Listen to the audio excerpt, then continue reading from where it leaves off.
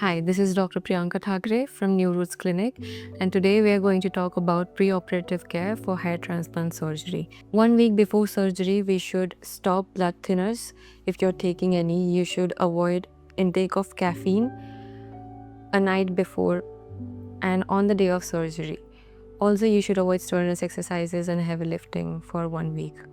If you are planning to do your surgery, you should be prepare with your blood reports, and on the day of surgery you should come with your blood reports. You should completely avoid cutting your hair on your own. We will do in our clinic. You should avoid pull-up shirts and wear button shirts on your day of surgery. Take fluconazole tablet 400 mg a day before, and you should be accompanied with your friend. And after surgery, you should avoid direct exposure to sunlight and excess sweating.